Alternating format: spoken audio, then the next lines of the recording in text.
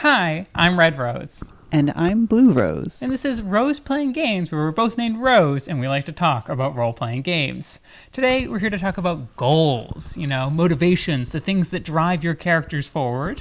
And this is inspired by a particular book, The Game Master's Handbook of Proactive Role-Playing. Right, so that kind of was the jumping off point for this conversation. Have you heard of this book before? Oh, yeah, certainly. Yeah, right. It's a very kind of D&D specific book, which isn't normally our wheelhouse. But I thought it was kind of interesting just to talk about the idea of goals more generally. Right? I can be honest. I've played most editions of D&D. Oh, yeah, right?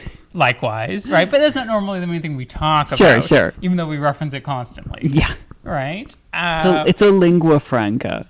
Right. So the main thing I wanted to go through is basically the premise of this book is that, hey, rather than it being about stop the big bad evil guy from doing a thing, summoning a demon, etc., whatever, implanting cyber chips into everyone, right? The normal plot of your most role-playing games that are action-focused is... worthwhile endeavors all. Yeah, is someone evil is going to do something really bad and you need to stop them.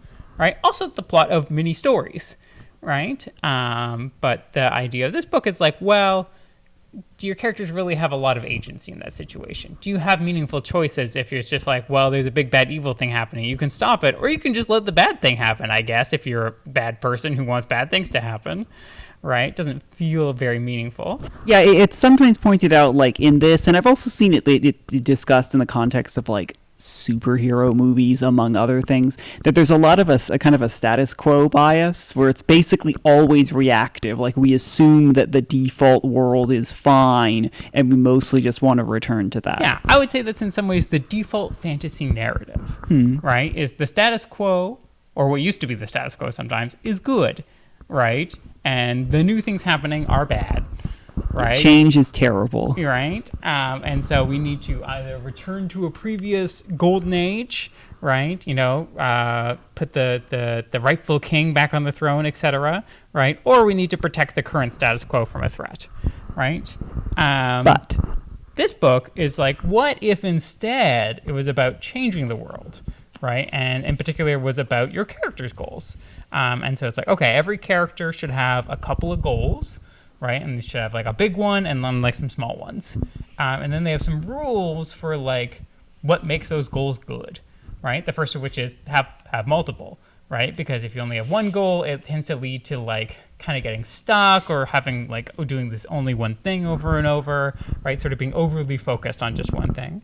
And the other thing is to try to have some of the goals be kind of really far away, long-term goals, and some be quite short-term goals, right? Because if you imagine a character had all long-term goals, that might not be very helpful for actually driving gameplay. If your goals are become the king, live to a ripe old age, right? And eventually meet the love of my life, right?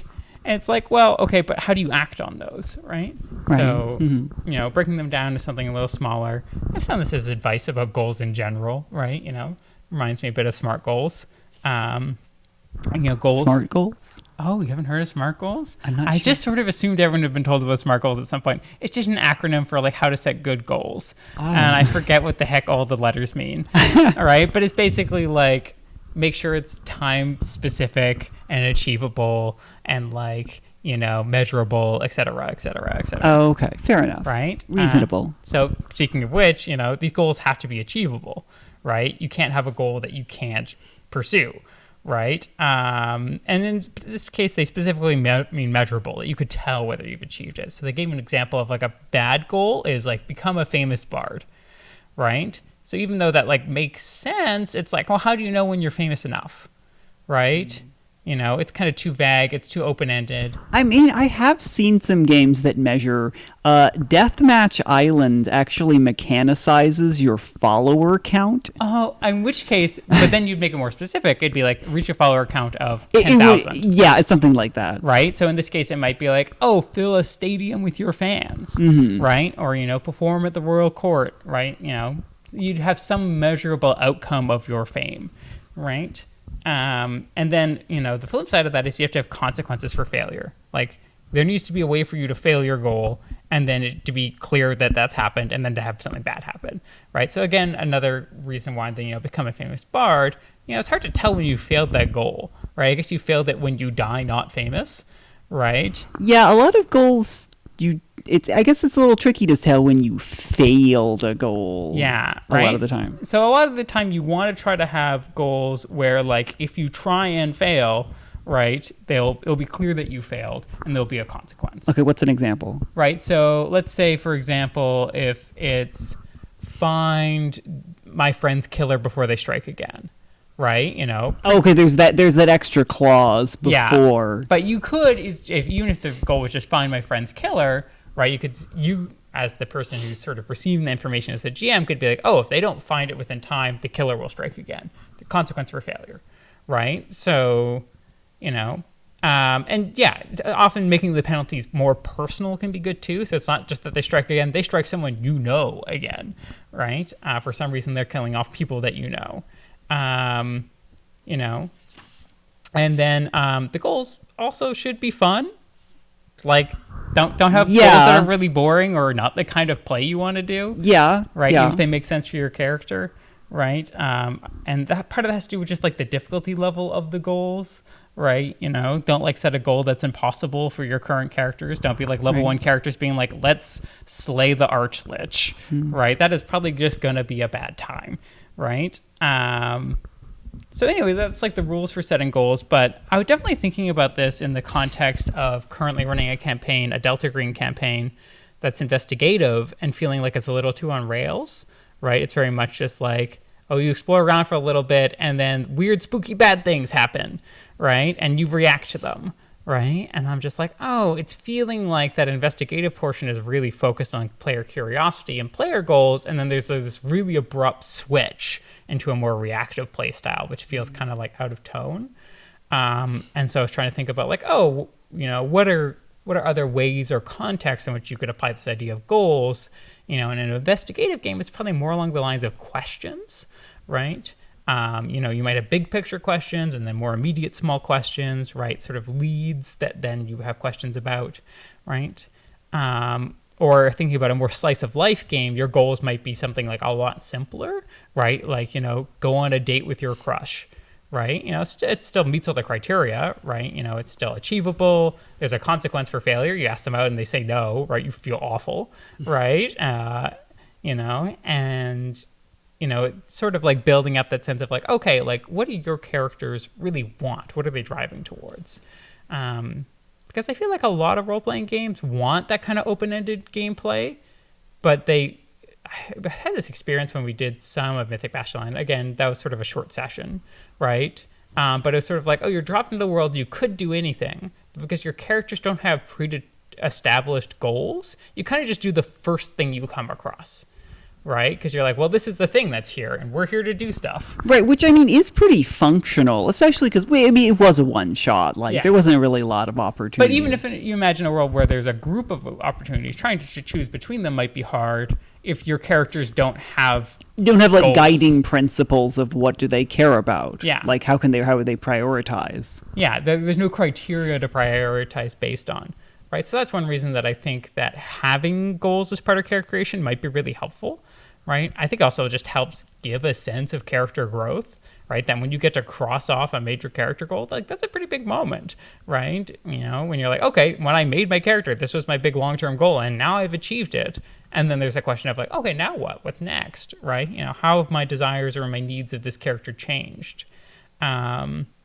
So that's the first little part of this book, and then a lot of the rest of it is actually about like factions and things, which was a bit surprising. I wasn't expecting as much about faction-based gameplay, but it kind of makes sense.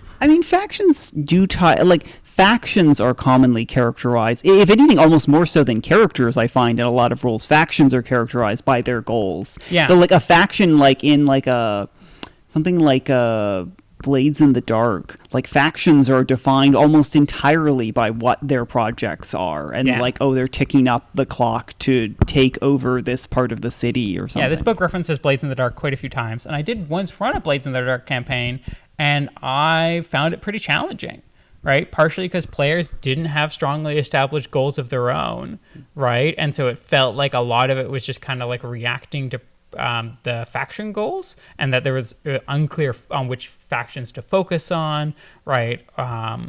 It's sort of like, Blades in the Dark is a very open-ended style of campaign where it's basically like, do some heists, right? There's not really anything to react to. It's more just like a group of opportunities.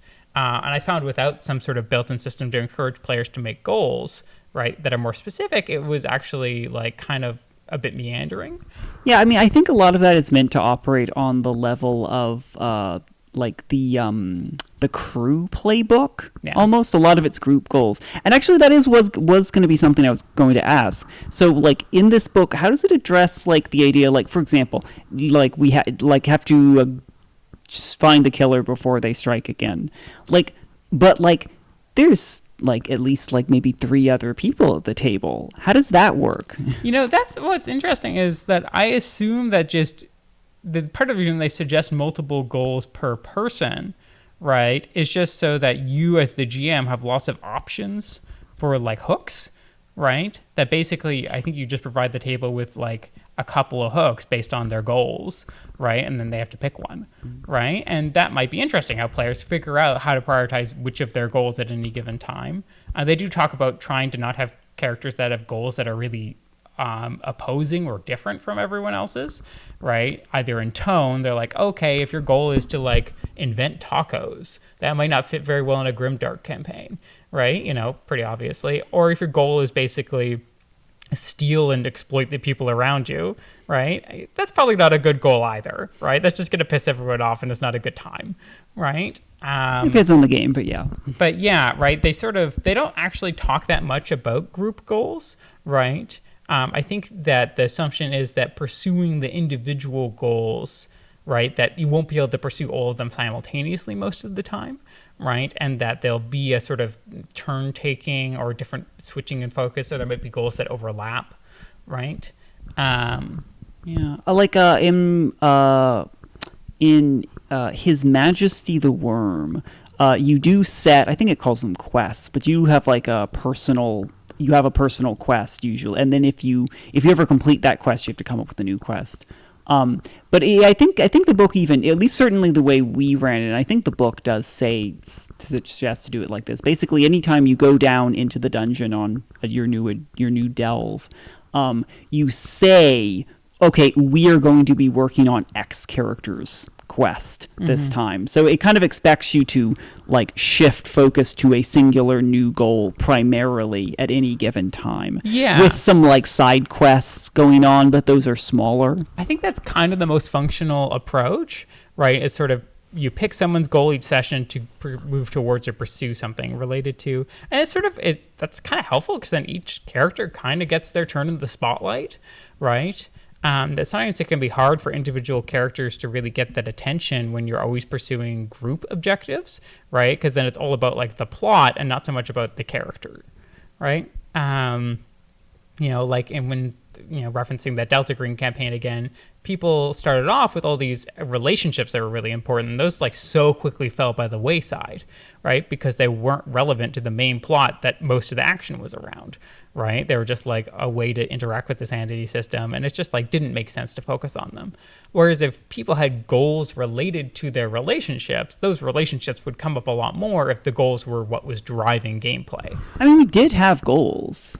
Like, my character did have a pretty specific goal, which they eventually achieved, yes. And they were so happy. Which is a great example, right? So you had the goal of getting a copy of the play, right? Yeah. Right? The cursed play that will drive you mad if you read it, of course. Right, of course. Right? What other play is there? Yeah, the play, right? So that was a goal that happened to line up really well, right, with the plot, but I think other people had goals that didn't line up with the plot, and those goals never got explored, right? That if you had a goal that had something that was not directly related to the plot that we were pursuing, right? There never would have been time or space in the game to go pursue that goal, really, right? Yeah, it's tricky because like I find that in fiction, very often if you have like an ensemble cast, a group of characters will have different goals, but there will still be the main plot, and like everyone else's goals will either be somehow resolved through pursuing that, or there'll be like sort of a side plot that will be done, especially if it's like maybe like a TV show, for example. Like you'll maybe like someone's character, they'll have a focus episode and they'll resolve their deal, or like their issue will be far reaching and it will be resolved pretty much simultaneously with the climax of the main plot. Well, and that's one of the ways in which I think role-playing games stories it can differ a lot from the stories of other mediums, because there is no main character, right? That's usually very often the main plot is about the goals and desires and needs of the main character,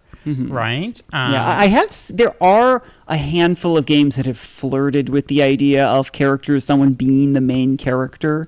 Like there's like a Doctor Who role-playing game, and it's possible for someone to be basically the Doctor. Yeah. Although it then also tries to like nerf them really heavily. So that's the thing is that this cooperative style of gameplay tends not to lend itself well to many traditional structures of storytelling, right? Because it assumes a main character, which there isn't one. In the Avatar: The Last Airbender role-playing game, you were not allowed to be the Avatar, which is very reasonable.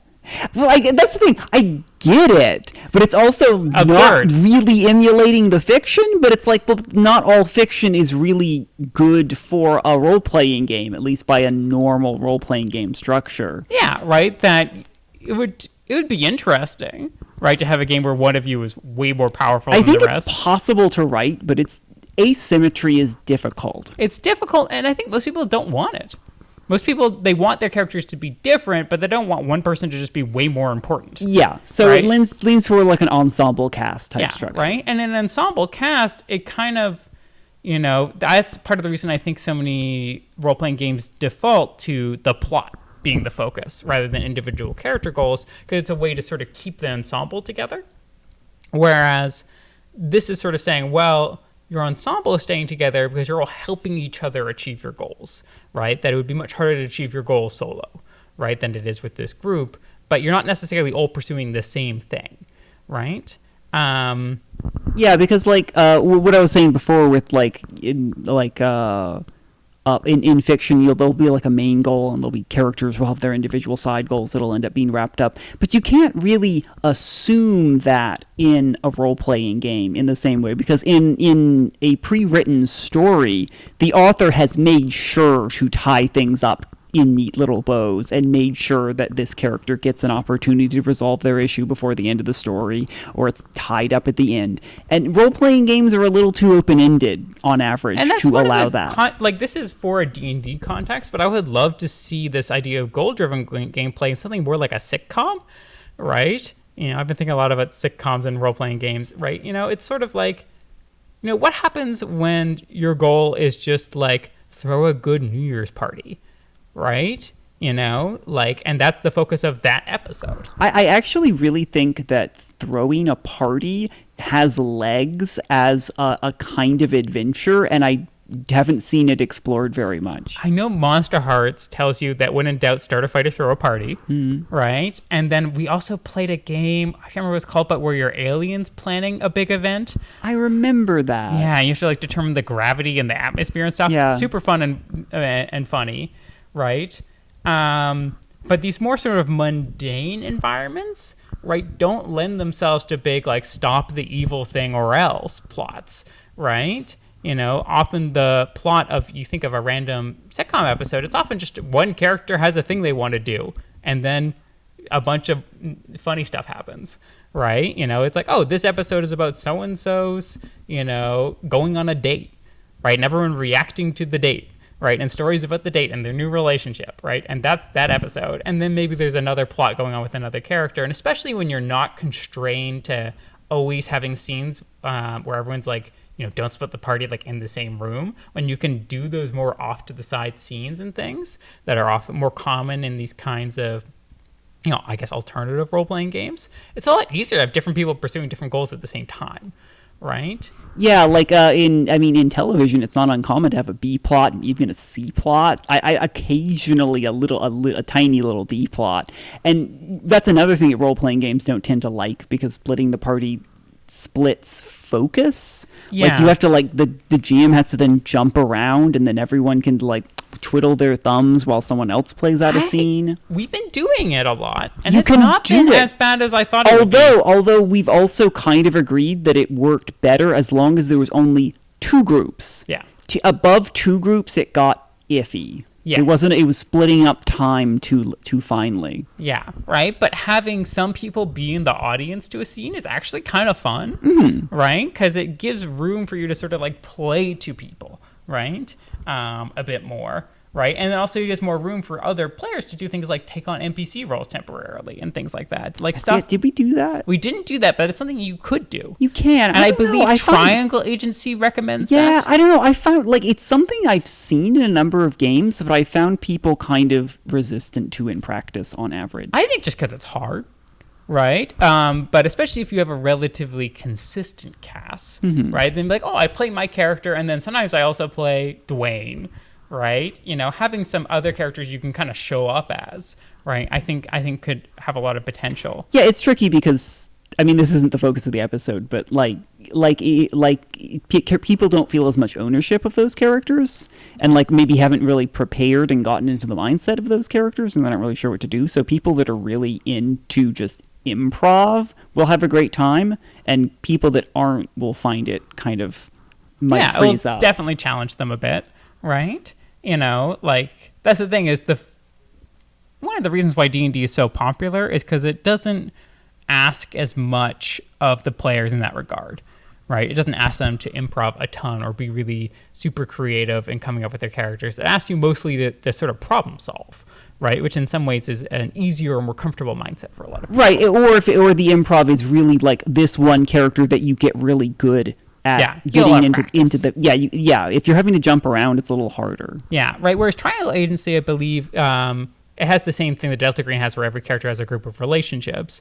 But then it's like, no, the relationships are played by the other players at the table. So when you do a home scene, you know, that other player is your dad, right? And that other player is your best friend, right? And so on and so on. Like, I actually think that's potentially more viable. Like, if there's one other character you occasionally play, because you get that sense of ownership and getting some practice about that character. Yeah. I once experimented with characters like playing, like if a character was related to your character, like they were a friend or a parent or something, you played them because it was almost like an aspect of your character. But it was tricky because then what happens when you want to interact with them? Because you ended up talking to yourself and it felt weird. That's always the problem, right? Is especially as the GM, I've had so many scenes where I'm basically acting with myself. Yeah, GMs generally avoid doing this, right? Because it feels weird. Because it's not great, and it's so much easier if you can pull someone in to be someone else when you want to have a scene with, God forbid, 3 people in it. Right. Right? You know, or GM-less games, also a great opportunity. You know, when there isn't a GM, right? Who has to play the NPCs? Well, someone has to, right? If there are NPCs, right? But getting back to the idea of goals, so this talks about them also as just a great way to establish NPCs, right? And that in particular, making sure that both factions and NPCs have goals that intersect with player goals, right? Positively or negatively, right? That either, you know, the goals sort of entwine, and so they have a reason to work with that faction, right? So it might be like, oh, the player characters want to take down a local bandit lord and get back their stuff, right? And so, of course, the mayor of the town is also probably not happy about the bandits, right? And would like them to be gone, right? And so they'll have goals that line up, right? Where, of course, most villains should have goals that confront the players, that are against what the players want, right? And that should bring them into conflict with those people. And also, that can let you sometimes have more complex opponents, right? Because if it's someone who has an opposing goal to you, but the goal is not, you know, necessarily something bad, it's just opposing, right? You know, oh, you want the super powerful gemstone to do one thing, and they want it to do a different, also good thing, right? But that's more important to them, right? Right, which can sometimes, it'd be more dynamic than having like a plot so much as having characters that bump into each other, and just maybe want certain different things. They maybe want some of the same things, and that puts them at odds with each other, and something shakes out of it. Yeah, it gives you much more room to sort of play to find out, and it means you don't have to do as much prep, right? You're like, okay, I've got the characters and I know what they want, right? And so now anytime the players interact with them, I have a guideline to like, okay, what are they going to be convinced by? What do they care about? What are they asking for? Although the flip side of not doing as much prep is always being more on the spot. Yes. Right. But it's also the kind of prep matters, right? You can do kind of very rigid prep that's only like prepared for one kind of scenario, versus this gives you more time to do prep in terms of like establishing these characters as characters, which might make them a lot easier to improv as, right? They do provide an example adventure in this, but it's kind of weird. It's almost a Mad Libs, right? Anyway, that's more of a small detail about the book than about goals in general. But it does sort of point to the fact that like pre-made adventures and the idea of goal-driven play do not actually go super well together. No. Right? That most of the time, if you're using something pre-made, it's very much more plot-driven and much more the players are reacting to it, because then you don't need to know that much about the players. Whereas for this kind of proactive gameplay, you kind of really have to start with the characters and then work from there. Right? And, it's like in writing, it's like trying to write from a character and sort of, putting them in a situation versus, coming up with a plot in a series of events. Right? So I think this kind of proactive playing style has the potential to be a lot more character focused in an interesting way. I think that's pretty much all the thoughts I have on that. Yeah, I think I knew we were going to be talking about goals. I knew it was vaguely about this book, and I don't know. I kind of, if anything, like I got picked up some books over there, and they were kind of looking at goals in a very different lens, which is more like mechanical frameworks for accomplishing goals. Okay, I'll just lightly talk about it. Yeah, they basically just I was thinking about project systems. Yeah, right. A way of sort of what happens when the goal isn't just a narrative thing, but is a mechanical thing. Yeah, like one of the things I have over there is Rogue Trader. It has a concept of what it calls endeavors. Also Worlds Without Number, a number of like Kevin Crawford games have a version of this kind of large scale project where you will set forth, we want to do something, like basically it stated very broadly, like we want to change an aspect of the world. Yeah, right. And then you look at that and you along a few axes, like how difficult is that? Like how possible is that? How does this, like how big of a scale does this change apply to? And then you add all of those up and it gives you a point total of basically like the hit points that you need to grind through to accomplish that. And then you have to, it calls it different things like influence or renown or something, but there's like a kind of a point that you can acquire that you get for doing things in the world or using certain abilities.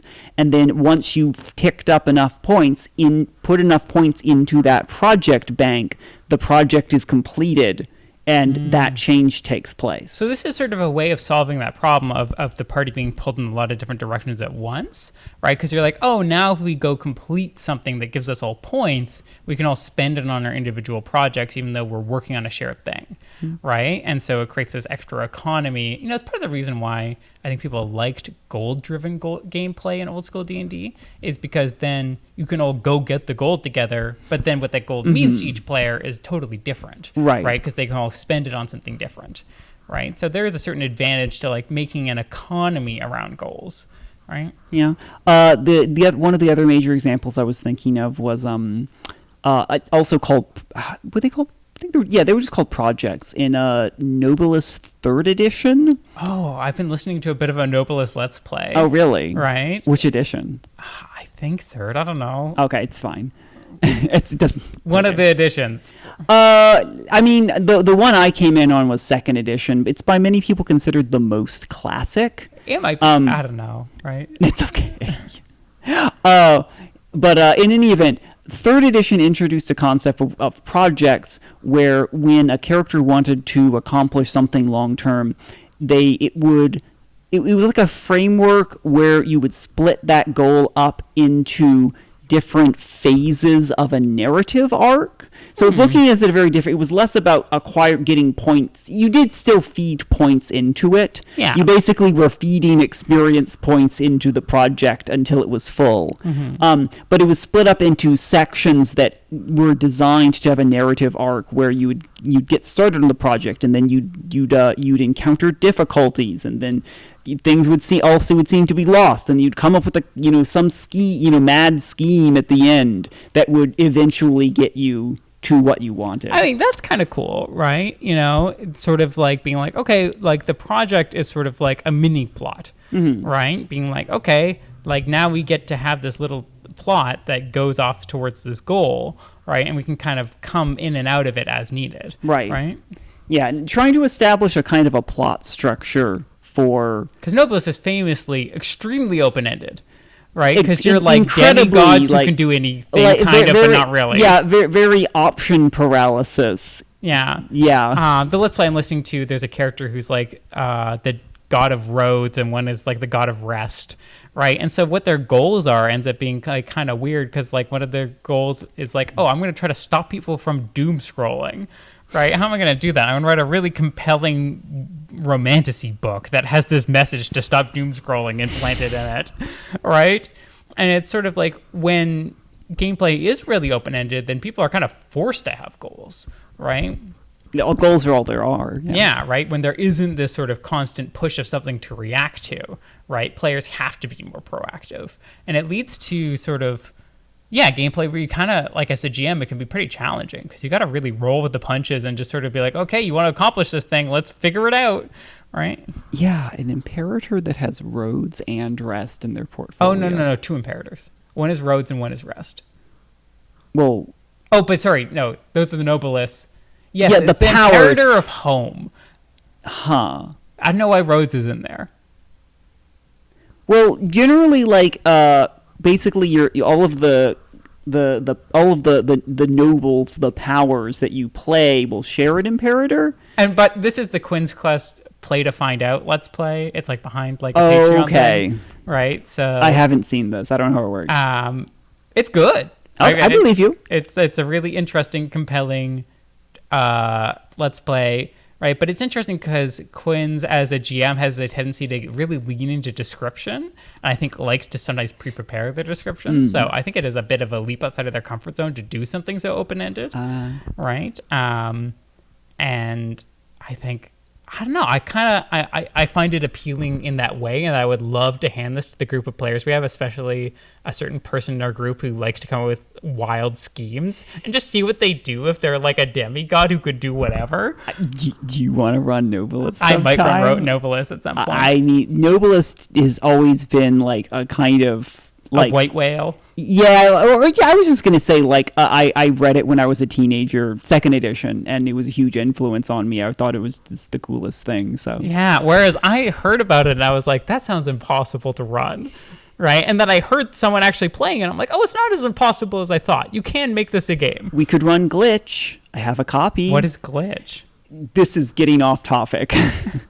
It's like a kind of a successor game where you play people who are kind of the bad guys of the original game. Oh, interesting. You're trying to like undermine the world. Not exactly. I feel like we should discuss this later. Okay, we'll get into that later, right? But it's interesting that... Although, okay, yeah, actually, I'll bring it back around. There, your goals are that you're basically people that get sort of infected with that, and your superpowers are destroying you, and you're trying to either somehow fight that or come to terms with it. Oh, interesting. So in that case, you have powers which allow you to accomplish things, but are also like killing you? Sort of, yeah. Right, so in that case, like, there's this huge price to pursuing your goals, and then it makes that feel really important of, like, what do I want to do with this power? Yeah, mechanically, like, you're basically constantly taking existential damage.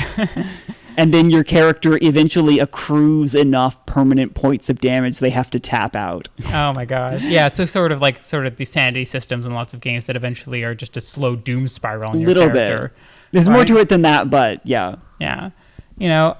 And that is interesting, right? Considering the limited lifespan of most role-playing game characters. Most of the time, a campaign's not going to last that long, right? So having more specific goals can kind of help establish that arc of like, this is what my character is about. They're about this thing. Yeah, I am always saying that just assume your game is going to end in like, if any, on average, you're not going to get into double digits. No. Stop acting like you're going to have an internal campaign. Set more manageable goals. Let your games have actual endings. Honestly, the number in my head that I have is about 6 sessions a lot of the time. I think 6 is pretty good. Right? It's realistic. Our current campaign is going longer than that. Sure, you can get longer. And I'm feeling a little tired of it. And I've certainly done longer campaigns than that, but it's hard to keep up the stamina for longer campaigns, right? Especially ones that require significant prep, or especially this is saying that so much of this dungeon master burnout, according to this person, right? Jonah and Tristan Fischel. Oh, they're siblings or couple? Unclear. And thought about that previously. They're saying that so much of the dungeon master burnout is from this constant need to be supplying the story, right?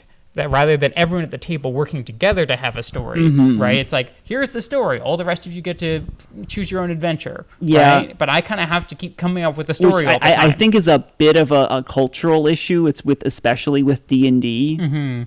But it's partially, I think, because of this need to this like fantasy narrative of like, oh, we're always reacting to the big bad thing happening, right? And it's like, well, if you're the person in charge of the big bad thing, you're basically in charge of the story, right? If everything they're doing is just about reacting to that or trying to overcome the obstacles to dealing with that, right? I think in its own way, this kind of proactive role-playing style would also require a lot of prep, right? But it's sort of like more guided, specific prep in some ways, right? Because you're like, okay, I just need to like figure out what are the obstacles between like this person's goal, right, and them, right? If their goal is like do X, I'm like, okay, why is X hard, Yeah. Okay. All right. Well, so that's my pitch on doing goal-focused role play. This book has me at least convinced to try it out. That book being, again, The Game Master's Handbook of Proactive Role Playing by Jonah and Tristan Fischel. And then, we mentioned several other games that have used, goals well before that, right? It's a fairly common in lots of role-playing games. But I think this had a good explanation of, like, what makes a good goal, right? In any system, how to make goals work in systems so they don't have them. But yeah, it's been great talking.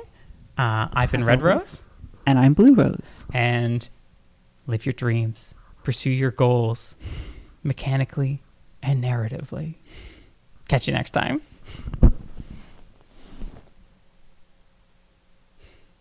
I am sitting here for a second.